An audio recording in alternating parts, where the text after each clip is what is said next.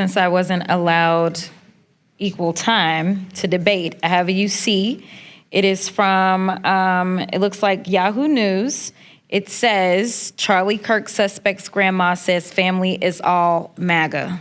The 22-year-old man, Tyler Robinson, that murdered Charlie Kirk is not MAGA. His family may be Republican, but all of the evidence that is being presented proves that he is a far leftist, very much integrated in online groups that are linked to Antifa. He was in a relationship with a biological male, so-called furry, whatever that is transitioning to be a fake woman. He was not MAGA, not one bit. That is a complete lie, and it's an insult to every single Republican and person that identifies with those type of politics. We will not tolerate it, and that is the exact type of language that is getting many of us death threats day after day, and led to shootings on the baseball field where Steve Scalise was shot. This is what led to President Trump nearly being assassinated this past summer. This is what has led to Charlie Kirk being assassinated. And so I just want to give a warning there. We're not going to tolerate that anymore. Mr. You know, something else we're not going to tolerate is crime. Donald Trump doesn't want a democracy. He wants a throne.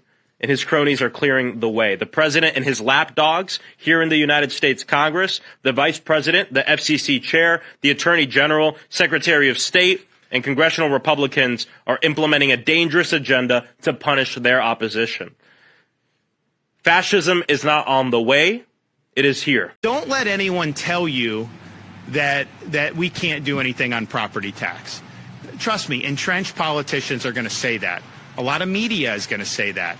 A lot of people that benefit from the current system, are going to say that. But the reality is, you take like a Broward County, 19% of their budget is property tax revenue, but only a fraction of that is homestead revenue. So you're talking about a budget that's grown 60%. The revenue we're talking about is a fraction of the 19% that they're taking in. Are you trying to tell me that they couldn't recalibrate that budget and just go back to like 2022 levels or 21 or 23? Of course they could. Of course they could. Do you think we throw around Nazi too often?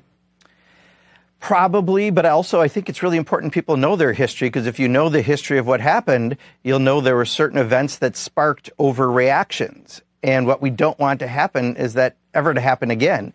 And right now, you could see an overreaction to an incident like this that could not be good for the country.